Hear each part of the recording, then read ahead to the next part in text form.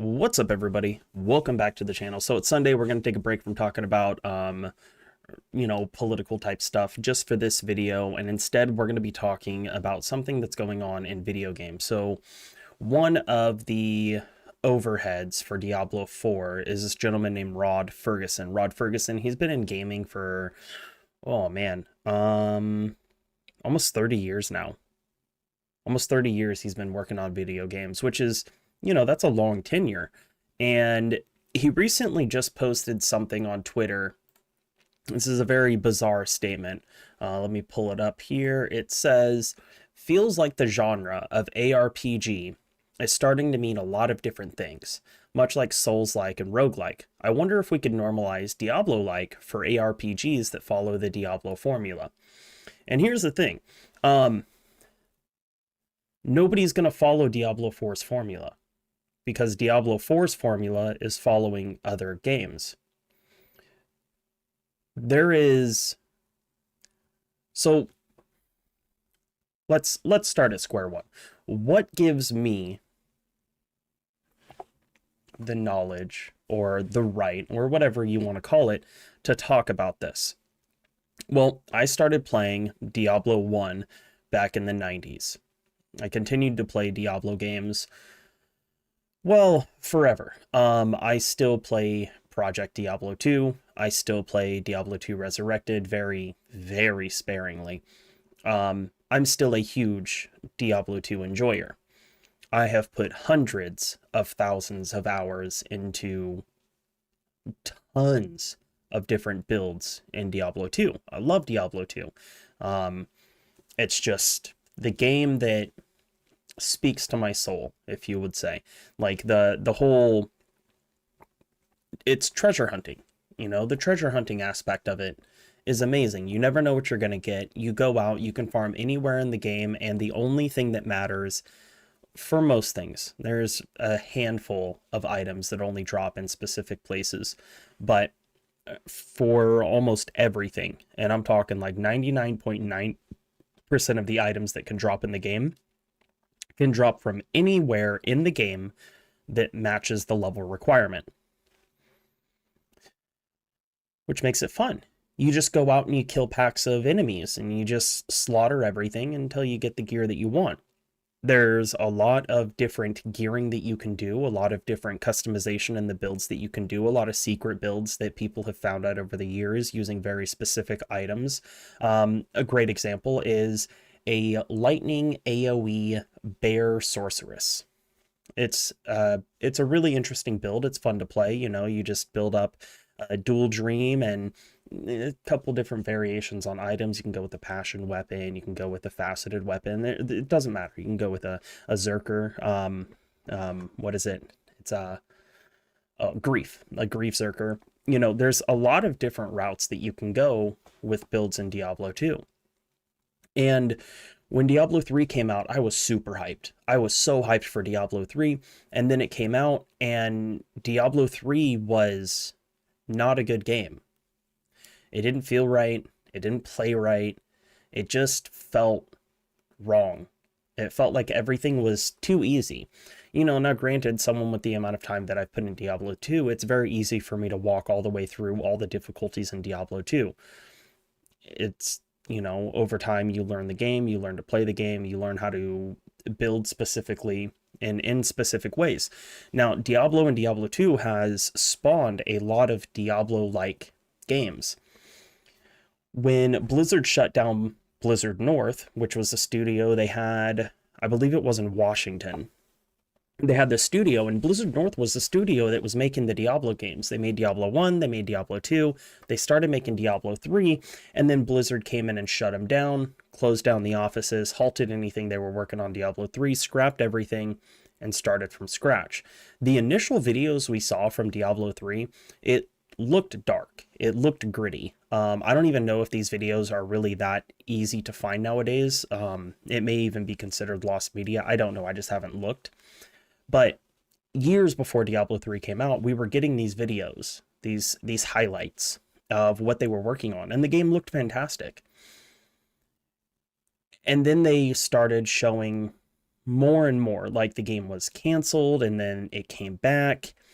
And when we saw it come back, it looked so different. Everything was bright, everything was colorful.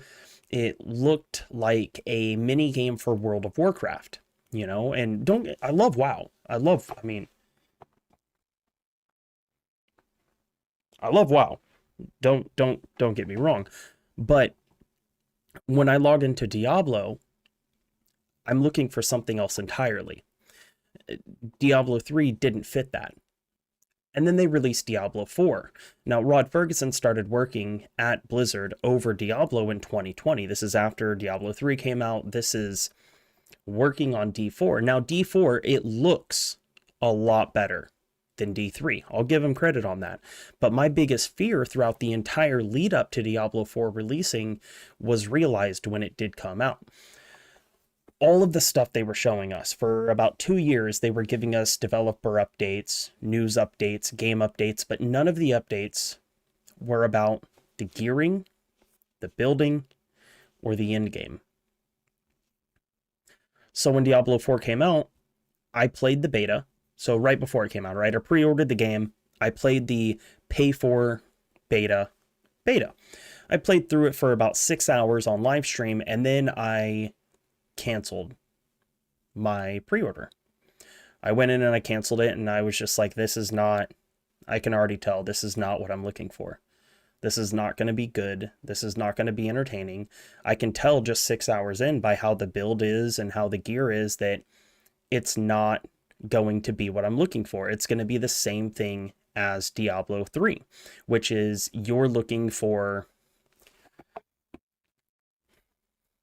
In Diablo 3, you're looking for the sets that you need to increase your damage by thousands of percents on certain abilities, so you're pigeonholed into playing specific builds if you want to play the end game.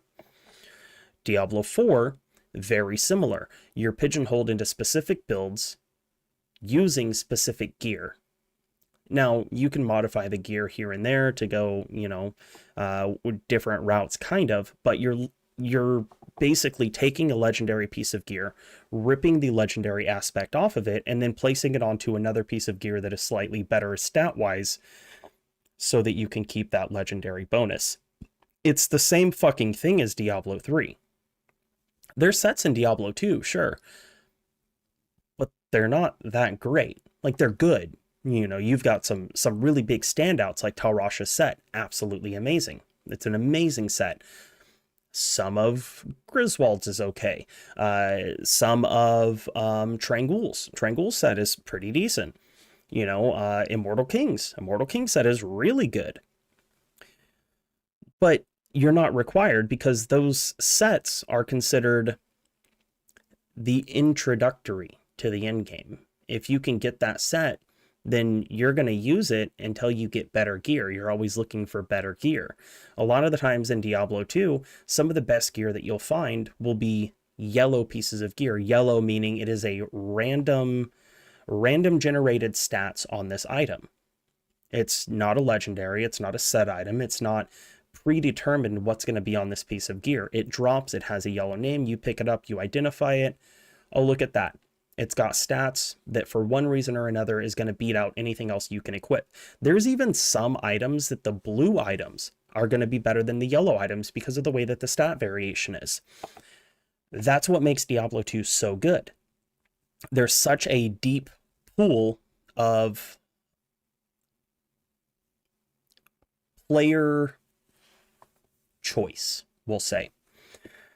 Diablo 3, again, did not have that. You were basically hitting with wet noodles until you got your set. And then everything that you used was hitting with wet noodles, except for the couple skills that set specifically focused on.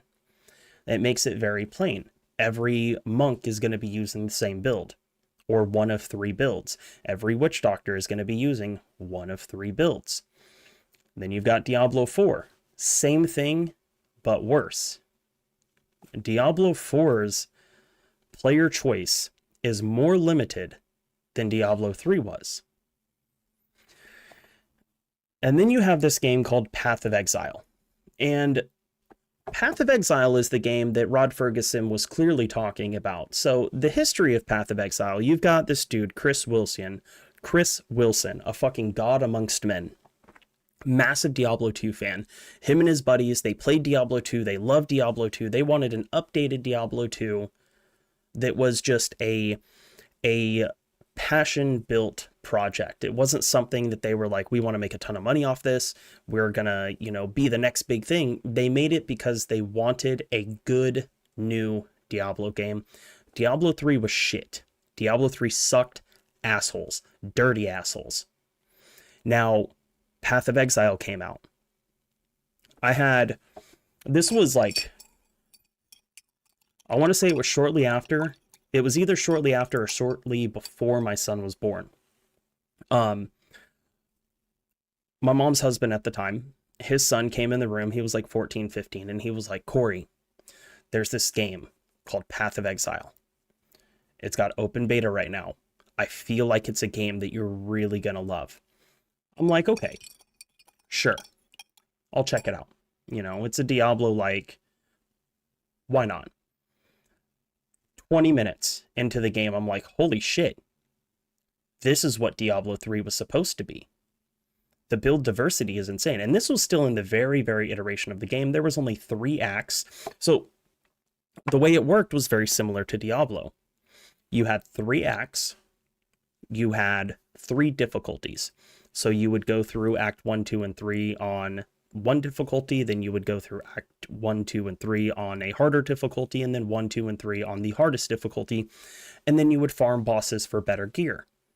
Very similar to how Diablo 2 is. The build diversity was there, the stat diversity was there, and that was something that people like myself, longtime Diablo 2 players, longtime hard ARPG enjoyers, are looking for. We want something that, like, I don't care what the first, couple hours of your game is. I can typically tell within the first, 3 hours of a game if it's going to be something that can hold my attention or not. And normally it's because you can tell by how the early game is, how the late game is going to be. That's how I knew in Diablo 3 and Diablo 4 that the end game wasn't going to be there. The end game wasn't going to be good. It wasn't going to be fun. Not to mention in Diablo 3 and 4, you can't really trade gear. Like, that's a huge thing of Diablo 2. It's the community aspect. Like, you're going around and you're killing stuff. You may find this piece of gear that's insanely good. Not for your character, though. You might get a perfect, ethereal, fucking javelins. I forget what they're called right now, but for the Amazon, right? You get a set of those, but you're like, I'm not playing a Javazon right now. I'm playing a Hammerden. I'm not going to play a Javazon this league. So then you trade it to somebody. You trade it to them for some high runes, trade it to them for some other gear, trade it to them for something that you can use. That was a huge part of it. It wasn't that you were playing on a paladin, so you were going to get paladin gear. You're playing on a source, so you're going to get sorceress gear. Also, look, if you're talking about characters and you have a sorceress or a sorcerer, it's not called a fucking sorc. Nothing infuriates me more. Whenever they would talk about stuff in Diablo 4, it's always, oh, the sorcs can do this. The sorcs can do that. No, it's a source. Sorcery, sorcerer, sorceress, source. Anyways, little rant. But Path of Exile has been dropping news about Path of Exile 2. Path of Exile 2 is going to be a massive hit. I can already tell it is going to blow Diablo 4 out of the water. And there's many different reasons for this. Path of Exile and Path of Exile 2 are both going to be free to play games. Now, of course, if you purchase a supporter pack right now, you can get early access to Path of Exile 2, which the early access, from my understanding, starts on December 6th, which is great. I would love that. That'd be fantastic. If that's, if what I saw was true, then I will be purchasing a supporter pack because Path of Exile is amazing. absolutely astounding. And for Rod Ferguson to come out and try to say that like we need to instead call ARPGs Diablo like, ARPG in most people's minds already stands for Diablo like, but not Diablo 3 or 4 because nobody fucking cares about those games. I'm going to be completely honest. Diablo 4, it's trash. Diablo 3 is fucking trash. Diablo 2, put it on a pedestal. It's amazing. It's outstanding. I understand that a lot of people aren't going to be able to get into it nowadays because it's kind of slow. It's, it doesn't look as good as some people want it to look, and that's fine. Path of Exile is there if you want the high detail, high graphic, much more deep gameplay. The end game is just chef's kiss. It's a nonstop ladder climbing through maps. Maps are just specific areas of higher and higher and higher difficulty. When people think of ARPGs, typically the first thing that comes to their mind is Diablo, Path of Exile, or some other random one like fucking Grim Dawn or Last Epoch or something. There's no reason to come out. I mean, and people are even roasting him in the comments. Like, let's see what we got here. How do you normalize Diablo-like if no one likes Diablo 4? 100%. And this right here, PoE-like. Yes, PoE-like is a fucking perfect.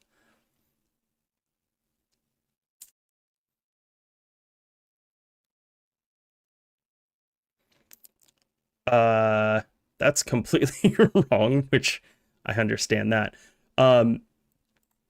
So let's see. This is a good one. This is perfect.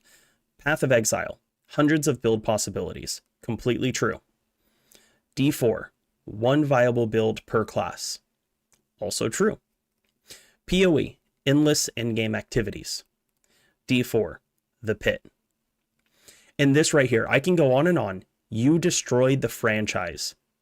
Sorry, but you need to be forced out. Keep paying your Blizzard partners to simp for you on YouTube. 100%. Like, I was so excited for Diablo 4 because I wanted so bad. I knew it wasn't going to be good. I knew it wasn't. I made numerous videos before it came out stating that this game will not be good. When I played the beta for D4. Like I said, I played it for about 6 hours and I put out a video saying it's going to take people a couple weeks to a couple months to realize it, but the end game in this game does not exist, and you will be pigeonholed into playing one or two specific builds if you want to get past a certain point in the game. That is 100% exactly what happened. The game dropped, and it took about 2 weeks for the majority of people to realize this game's kind of boring. What the fuck am I supposed to do? What am I even doing here? Why am I playing this game? And it's been out for a year. I think it came out last year. It's been out for about a year and a half now. They've already dropped an expansion, and they're talking about dropping another expansion, I believe. Adding new characters into the game isn't going to bring people into your game. Your end game is boring. Like, Blizzard has become a developer company that caters to Blizzard employees. And I know that there's this big idea, that Blizzard employees don't actually play their games, and that's why they suck. And I offer you a counterpoint. The reason that Blizzard's games suck is because their employees play the game. And because their employees are building games for themselves. Game development used to be fucking, what's the word I'm thinking of? People used to go into game development as a form of passion. They loved games, and that's what they wanted to do. Now it's more of a liberal arts major. So you've got these people that are going into this, they want to push their political ideals into stuff, which doesn't necessarily make a game bad, but it makes a lot less people want to invest anything into the game. Avowed is a great example of that. Was looking forward to Avowed. It's got pronouns. I'm not playing it. It's that simple. It's that fucking simple. Now, when you've got these people that are working in these development companies that are trying to make games for themselves, what does that mean? That means they're making games to where you can get off work, go home, play for a couple hours, and succeed. That's not what gamers are looking for. That is what a small group of gamers want. In order to build an actual real following, you want gamers that are going to sit there and get lost in the game. World of Warcraft and Diablo 2 are the biggest examples for me of games that I can turn on, and the next thing I know, it's been 9 hours. I hop in, I'm like, I'm going to do one or two things, and the next thing you know, it's fucking bedtime. That's what people want. They want games where they can sit. I don't want a 20-hour game. Like, if you're going to charge me $60 and the game only holds my attention for 20 hours, I'm not really interested in that. I want a game that I can play for thousands and thousands of hours. Yes, I may be ADHD, but not when it comes to gaming. I don't want to hop around and play a shit ton of different games. Games like Diablo, games like World of Warcraft, like Path of Exile, they have the ability to offer hundreds of thousands of hours of entertainment. Look at how many people are still obsessed with World of Warcraft Classic, even with nothing being changed in the game. Blizzard released WoW Classic again, fresh servers, and it was immediately swarming with people. Because we want something that we can continue to invest our time into. Does it reset? Sure. Do we lose everything that we built over the last few thousand hours? Sure. But we're going to do it again. Ladders have always been a thing in Diablo 2. You play your character or your characters for 6 months, ladders reset, everything goes to non-ladder. You can continue playing on non-ladder if you want to, but why would you want to? You start a new character and play on ladder. When you've got games like Diablo 4 that don't even offer an end game, what are people doing? The majority of people will play through part of the campaign and then realize, okay, it's not good, and then quit. Or you can do what Grinding Gear Games is doing. They completely refocused. About 7 months ago, they refocused. My camera's about to... There we go. They refocused. You know, they were working a lot on the first 10 acts to get to the end game, and then they realized this isn't what people are playing our game for. Nobody gives a fuck about the first 10 acts. This is basically like the tutorial mode. Everything up until maps is tutorial. Like, it's not what interests people. So they shifted their focus. They shifted their focus away from the 10 acts and into expanding and deepening the in-game structure, which is what these games need, which is exactly what Diablo 4 lacks. Diablo 4, I think the game's absolutely shit. I've said that I don't even know how many times in this video, but this still has a pretty, I would say, solid player base of a couple million people. You will see that player base move over to PoE 2 in droves the moment it drops. Guaranteed. The player base for Diablo 4 will go down. The player base for Path of Exile 2 will skyrocket. And it's not something that anyone should be surprised about. And that's why Rod Ferguson is making posts like this. He's trying to cement the idea. He's trying to cement the name Diablo.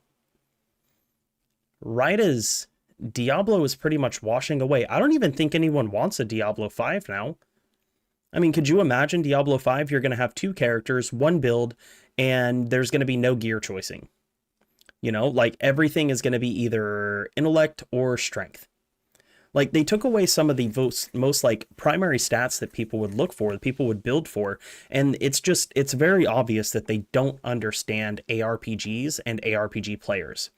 We are not the normal video game player. We're not somebody that's going to go to work for 8 hours, come home, pop in the video game and play it for 2 hours and, go to bed.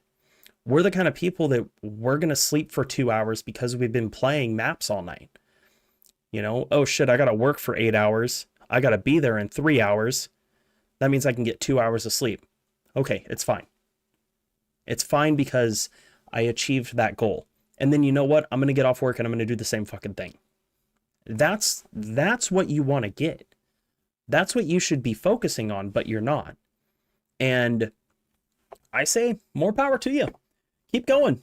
Keep doing it. People love Path of Exile. Path of Exile has a massive cult following, I guess we could say. And it's only getting bigger because people are realizing that these AAA developers are not building games for gamers. They're building games for the masses. And it's much like what we see going on in society, where you're putting these things out, and not even the masses, right? For the loudest people. And it's not working anymore. It's not like people are realizing that a lot of these companies, they're just there to siphon money from you. As soon as they've got your money, they don't care about you until the next big thing that they can drop to take money from you is. For Diablo, it's the next season so they can sell you the battle pass.